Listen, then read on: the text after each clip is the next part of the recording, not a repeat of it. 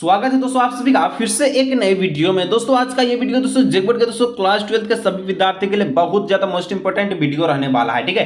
क्योंकि दोस्तों आज आप सभी का हिंदी कोर का पेपर है, हिंदी कोर का एग्जाम है। तो आज की इस वीडियो में हम लोग हिंदी कोर का क्वेश्चंस को आज की इस वीडियो में सोल्व करने वाले हैं। दोस्तों आप वीडियो को अंत तक देखिएगा, 90% कोई नहीं छीन सकता। चलिए वीडियो को शुरू करते हैं। आप वीडियो को एक एक प्रश्न को अच्छी तरह से देखिएगा।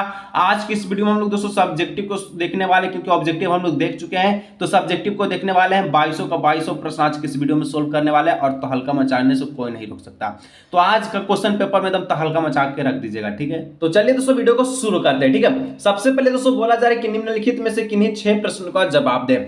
टोटल दोस्तों यहां पर अति लघु उत्तरीय में टोटल 8 को प्रश्न पूछेगा, 6 को का जवाब देना है और 12 नंबर पक्का करना है, ठीक है।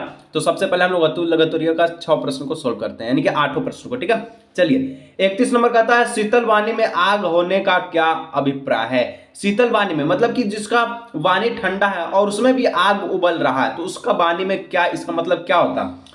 तो शीतल वाणी में आग होने से यह अभिप्राय कि ऐसी वाणी जिसमें भले ही शीतलता प्रकट हो लेकिन उस वाणी में जोश भरा हो। एकदम मस्त, एकदम दिमाग लगा के बोलेगा कि हिंदी कोर का पेपर में एकदम तहलका मचा के रखेंगे, तो इसी को कहते हैं शीतलता वाणी। चलिए आगे दोस्तों नेक्स्ट बढ़ते हैं। आप लोग 6 को प्रश्न का जवाब दीजिएगा, हम 8 प्रश्न का आपको दिखा देते हैं, ठीक है।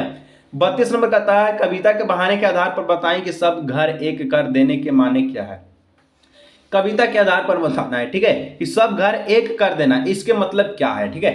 तो सब घर एक कर देने के माने का अर्थ मतलब कि सभी घर को एक समान समझना, सब घर को एक समान समझना, इसी का मतलब होता है सब घर को एक माने, ठीक है। चलिए आगे दोस्तों 33 नंबर कहता है तुलसी ने अपने को गुलाम है राम को क्यों कहा। तुलसी ने अपने को गुलाम है और राम को क्यों कहा, यहां पर लिखिएगा। तुलसी मूलतः भक्त है, कविता 2 आराध्य के गुणगान का माध्यम है। भक्ति के 9 भेद हैं, जिनसे एक दास्य भाव की भक्ति होती है। दास्य भाव की भक्ति में भक्त अपने को दिनहीन निज पतित मानता है और अपने आराध्य के सम्मुख अपनी हीनता का वर्णन करता है। कुछ इस प्रकार से दोस्तों लिख लीजिएगा। समझाने का दोस्तों वक्त नहीं है, जल्दी जल्दी वीडियो को देख लीजिए ताकि एग्जाम में तहलका मचाने से कोई नहीं रोक सके, ठीक है। 34 नंबर कहता है आलोक धनवा अथवा धर्मवीर भारती की किन्हीं 2 रचनाओं के नाम लिखे।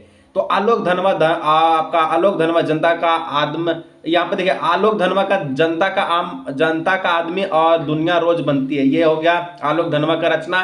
धर्मवीर भारती का लिखिएगा 11 सपनों का देश और ब्रह्मवा समापन। इस प्रकार से इसका उत्तर लिख लीजिएगा। 35 नंबर किस तरह का बाजार आदमी को ज्यादा आकर्षित लगता है, यानी कि आपको कैसा बाजार आकर्षित लगेगा, सबसे ज्यादा मनोभावन लगेगा। तो चकाचौंध और सजावट से भरपूर बाजार आदमी को ज्यादा आकर्षित लगता है। एकदम मस्त लगे बाजार की चकनचौंध, एकदम सब चीज से भरा पूरा रहे, तो उसी को कहते हैं चकनचौंध, ठीक है। और उसके प्रति आकर्षण बहुत ज्यादा होता है। 36 नंबर कहता है त्रिवेदी जी ने सीरीज को काल जयी अवधूत सन्यासी क्यों माना है, ठीक है।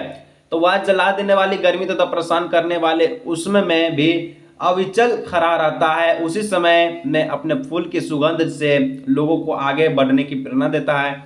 वह हमें उसी कालजली अवधूत सन्यासी के सामने मुसीबत से भी न हारने की प्रेरित करता है। इस प्रकार दोस्तों लिख लीजिएगा। पूरे समझाने का प्रयास नहीं है, यानी कि समझाने का वक्त नहीं है। आप जो है एग्जाम में तहलका मचा के आइए, बहुत ही कम समय बचा है, ठीक है। 37 नंबर कहता है खेतों पर आनंदा क्या काम कर रहा था। तो खेत पर आनंदा क्या काम कर रहा था। तो खेत पर आनंदा सारे दिन निराई गुराई का काम करता था, वह फसल की रक्षा भी करता था। खेत पर आनंदा दोस्तों निराई गुराई के साथ साथ फसल का रक्षा करता था, ठीक है। 38 नंबर भूषण के बारे में बताइए। भूषण कौन था। तो महाकवि भूषण रीतिकाल के 3 प्रमुख हिंदी कवियों में से एक थे। महाकवि जो भूषण है रीतिकाल के 3 प्रमुख कवियों में से पहला कवि था, ठीक है, यानी एक कवि था, ठीक है। इस प्रकार से अति लघु उत्तरीय प्रश्न को सोल्व के टोटल 8 को पूछा था, आप लोग 6 को उत्तर दीजिएगा, ठीक है। लघु उत्तरीय दोस्तों यहाँ से स्टार्ट हो चुका है, जो कि आपका निम्नलिखित में से 6 प्रश्न का जवाब देना है, जो कि आपको 18 नंबर दिलाएगा। इसमें भी 6 का जवाब देना है, 8 को पूछेगा, ठीक है। ये 3 नंबर वाला प्रश्न है, तो 18 नंबर का रहेगा। चलिए कहता है 39 नंबर की कैमरे में बंद अपाहिज करुणा के मुखौटों पे छिपी क्रूरता की कविता है, विचार कीजिए। तो कैमरे में बंद अपाहिज करुणा के मुखौटों में छिपी क्रूरता की कविता है, वह क्या यह भाव है कि संचालक अपाहिज की अपंगता बेच कार्यक्रम रोचक बनाता है, ठीक है। इससे दोस्तों इस प्रकार से इसका उत्तर को लिख लीजिएगा। चलिए 40 नंबर भाषा को सहूलियत करने के बरतने का क्या अभिप्राय। भाषा को सहूलियत से बरतने का क्या अभिप्राय है, मतलब बढ़िया से बोलने का। तो इसका अभिप्राय है कि हमें भाषा का प्रयोग उचित प्रकार से करना चाहिए। भाषा शब्दों का ताना बाना है, उनके अर्थ प्रसंगत होते हैं, अतः हमें उसका प्रयोग सही प्रकार से करना चाहिए। और बोली से ही दोस्तों आदमी पहचानता है, ठीक है, कि अच्छा बोली बोलेगा तो उसको अच्छा मानेगा, खराब टेरिया के बोलेगा तो बोलेगा कि तू बहुत ही टेरिया आदमी है, ठीक है। इस प्रकार से चलिए 41 नंबर दोस्तों कहता है, कविता वली के छंदों के आधार पर बताएं कि तुलसीदास को अपने युग की आर्थिक विषमता की अच्छी समझ है। तो कविता वली में उद्धृत छंदों से यह ज्ञात होता है कि तुलसीदास को अपने युग की आर्थिक विषमता की अच्छी समझ है। उन्होंने समकालीन समाज का यथार्थपूर्वक चित्रण किया। उन्होंने देखा है कि उनके समय में बेरोजगार की समस्या से मजदूर, किसान, नौकर, भिखारी आदि सभी परेशान थे। गरीब के कारण लोग अपनी संतान तक को बेच देते थे। इस प्रकार से इसका उत्तर को लिख लीजिएगा। चलिए आगे 242 नंबर कहता है कि बाजार दर्शन से क्या अभिप्राय है, पठित पाठ के आधार पर उत्तर लिखिए। बाजार दर्शन ज्ञानेंद्र कुमार का एक महत्वपूर्ण निबंध है। इसमें बौद्ध विचार को साहित्य सुलभ ललित के द्वारा व्यक्त किया गया। बाजार व उपभोक्ता का संबंध सामयिक विषय है, ठीक है। इस प्रकार से दोस्तों लिख लीजिएगा। आप फिर से बोले समझाने का दोस्तों टाइम नहीं है, जल्दी वीडियो को देख के जाइए, एग्जाम में हल्का मचाने से कोई नहीं लिख सकता है, ठीक है। ऑब्जेक्टिव का अपलोड हो जाएगा, उसको देख लीजिएगा, ठीक है। चलिए, और आपको पता है कि जो सब्जेक्टिव है 22 से लेकर 52 तक का प्रश्न सब्जेक्टिव का है, ठीक है। चलिए 43 नंबर दोस्तों यानी कि 43 नंबर कहता है, ढोलक की आवाज पर पूरे गांव पर क्या असर पड़ा। तो ढोलक की आवाज सुनकर लोगों को प्रेरणा तथा सहानुभूति मिलती है। मृत्यु के भय से आक्रांत लोग, अर्धचेतन अवस्था में पड़े लोग, जिंदगी से हारे लोग ढोलक की आवाज से ही उठते हैं। इस प्रकार से इसका उत्तर को लिख लीजिएगा। 44 नंबर, लेखक के माता से दास्ता की व्यापक परिभाषा क्या है।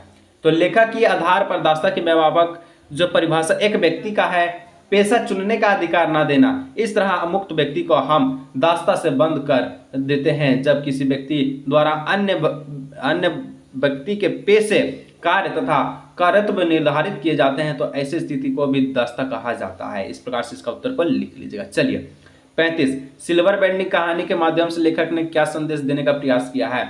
तो सिल्वर बैंडिंग कहानी के मूल संवेदना दो पीढ़ियों के बीच के अंतराल को स्पष्ट करना है। यह सधोर बाबू पुरानी पीढ़ी के आदर्श और मूल्यों से जुड़ी है, जबकि उनके बेटे नई पीढ़ी के अनुसार जीने में विश्वास रखते हैं। लेखक ने इस कहानी में दोनों पीढ़ियों के अंतर को कुशलता पूर्वक अभिव्यक्त किया है, ठीक है, पहला और आज के जमाने का। चलिए 46, सिंधु सभ्यता साधन संपन्न थी पर उसमें भावता का आडंबर नहीं था। कैसे।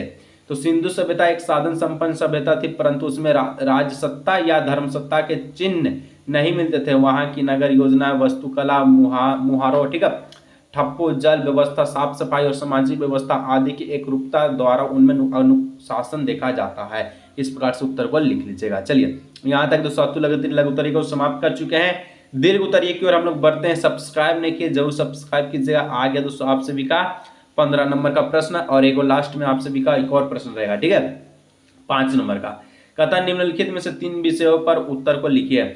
झारखंड और पर्यावरण तथा प्रदूषण की समस्या पर एक निबंध। हम दोस्तों झारखंड पर लिखें और झारखंड पे ही आज जो आपका एग्जाम में आएगा। लिखिए झारखंड भारत का एक राज्य है। झारखंड जैसे कि नाम से ही स्पष्ट होता है कि 2 शब्दों से मिलकर बना है। एक झार यानी झार और दूसरा खंड यानी कि कोई जगह या स्थान। यानी स्पष्ट रूप से अगर हम इस राज्य के नाम को समझते हैं तो इसका मतलब होता है ऐसे स्थान जहां पर पेड़ पौधे झाड़ियां ज्यादा होता है। झारखंड का ज्यादातर स्थान जंगलों से घिरा होता है। यह एक वन प्रदेश है। झारखंड आंदोलन के फलस्वरूप सृजित हुआ। झारखंड राज्य पहले बिहार में ही था लेकिन सन 2000 में बिहार से अलग होकर झारखंड राज्य का गठन हुआ 15 नवंबर 2000 में, ठीक है। तो दोस्तों इस प्रकार से और अगर झारखंड के बारे में जानते हैं तो उसको लिख दीजिएगा ताकि और अच्छा से नंबर मिल सके, ठीक है। चलिए 48 नंबर दोस्तों बोलता है तंबाकू निश्चित कार्यक्रम के सकारात्मक प्रभावों को रेखांकित करते हुए किसी दैनिक समाचार पत्र को संपादक को पत्र लिखे। संपादक यानी कि उसको पत्र लिखना है कि इसके बारे में बताना है, ठीक है। लिखना है दोस्तों सेवा में श्रीमान संपादक महोदय दैनिक जागरण धनबाद, ठीक है। विषय सार्वजनिक स्थानों पर धूम्रपान पाने के हेतु मतलब कि नशा उशा करने के हेतु, ठीक है।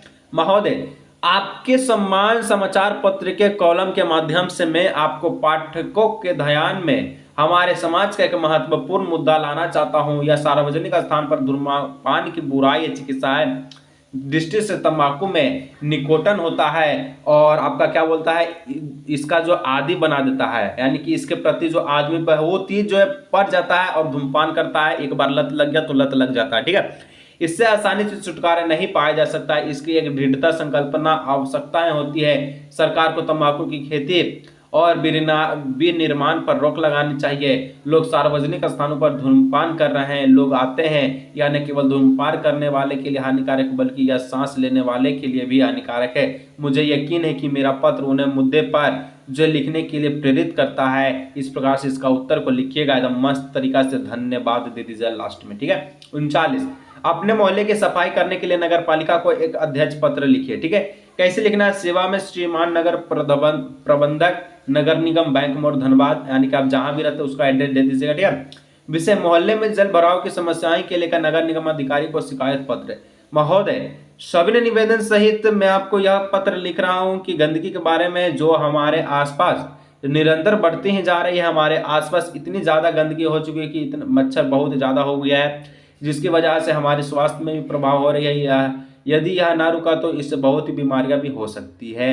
इसलिए मैं आपसे विनम्र अनुरोध करता हूं कि नगर पालिका की ओर इस मुद्दे पर जल्द से जल्द कार्रवाई की जाए। इसी के साथ हमारे आसपास के वातावरण को जल्द से जल्द सफाई करवाया जाए। ठीक है। अन्यथा यहाँ के सभी परिवारों को बहुत ही बीमारियों का सामना करना पड़ेगा। इस प्रकार से इसका उत्तर को लिख लीजिएगा। चलिए, धन्यवाद। दिनांक इस प्रकार से आपका विश्वासी बाबू भैया, आपका नाम लिख लीजिएगा, यहाँ पर एक नंबर दे दीजिएगा, कोई भी आलतू फालतू। ठीक है। चलिए, 50 नंबर, पत्रकारिता की परिभाषा एवं उनके मुख्य विचारों को लिखे। जो पत्रकारिता करता है, ठीक है, उसके भाषा को लिखना है और उसके परिभाषा को लिखना और उसका जो प्रमुख प्रकार है उसके बारे में लिखना है। तो पत्रकारिता आधुनिक सभ्यता का एक प्रमुख व्यवसाय है जिसमें समाचारों को एकत्रित लिखना, जानकारी एकत्रित करने, पहुंचाने, संपादित करने और संपर्क प्रस्तुतिकरण आदि सम्मिलित है। आज के युग में पत्रकारिता के भी अनेक माध्यम हो गए, जैसे कि अखबार, पत्रिकाएं, रेडियो और दूरदर्शन, वेब पत्रिकाएं आदि। मतलब दोस्तों कि आप जो न्यूज़पेपर पढ़ते हैं वो अखबार हो गया, टीवी में देखते हैं तो दूरदर्शन हो गया, रेडियो में सुनते हैं तो रेडियो हो गया, और आपको पहुंचाता है कोई समाचार तो उसको पत्रकारिता बोलते हैं, मीडिया वाले जैसे हो गए। ठीक है। चलिए, निम्नलिखित में से किसी एक पर काव्य सौंदर्य लिखना है, तो ये आपका 5 नंबर दिलाएगा।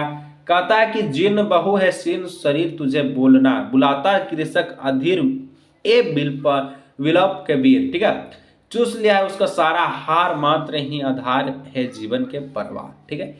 मतलब कहता है दोस्तों, प्रस्तुत पंक्तियां प्रसिद्ध प्रगतिवादी कवि सूर्यकांत त्रिपाठी निराला द्वारा रचित कविता बादल राग से आवर्तित है। इसमें शोषित वर्ग द्वारा क्रांति के आह्वान का चित्रण किया गया है। व्याख्या, कवि बताता है कि आसक्त भुजाओं और कमजोर शरीर वाला किसान अधीर होकर क्रांति का आह्वान करता है। उसके कष्टों का हरण करने वाले क्रांति का बादल ही है। तो हे जीवन के परवार बादल, इन पूंजियों ने किसान के जीवन का सारा रस चूस लिया है और उसे प्राणहीन कर दिया है। भूख से बेहाल किसान अब नर कंकाल बन गया। यह वह हाडिया का ढांचा मात्र दिखाई देता है जिसमें, ठीक है, तुम्हें अपने जल वर्षण से उसे नया जीवन दे सकते हो। वह तुम्हें पुकार रहा है। भाव कहा है? कहता है कि भाव यह है कि क्रांति के आगमन से पूंजीवाद तो दहल जाते हैं, पर जिन शीर्ण किसान अधीर होकर उसे बुलाते हैं, क्रांति से साधारण लोग ही लाभान्वित होते हैं। पहला विषय में लिखिएगा कि शीर्ण शरीर में अनुप्रास अलंकार है। वर्ग वैषम्य का प्रभावित चित्रण किया गया है। बादल के माध्यम से क्रांति का आह्वान किया गया है। पूरा का पूरा 52 प्रश्न को सोल्व किया, यानी कि 2200 प्रश्न को सोल्व किए। जल्दी जाइए, आज का एग्जाम में तहलका मचा के रख दीजिएगा। ठीक है। मिलते हैं नेक्स्ट वीडियो में। पीडीएफ चाहिए तो टेलीग्राम ग्रुप में पीडीएफ आपको मिल जाएगा। ठीक है। डिस्क्रिप्शन बॉक्स में लिंक है, वहां से पीडीएफ को ले सकते हैं। टेलीग्राम ग्रुप में ज्वाइन होकर। ठीक है। आज के इस वीडियो को यहीं रखते हैं, मिलते हैं नेक्स्ट वीडियो।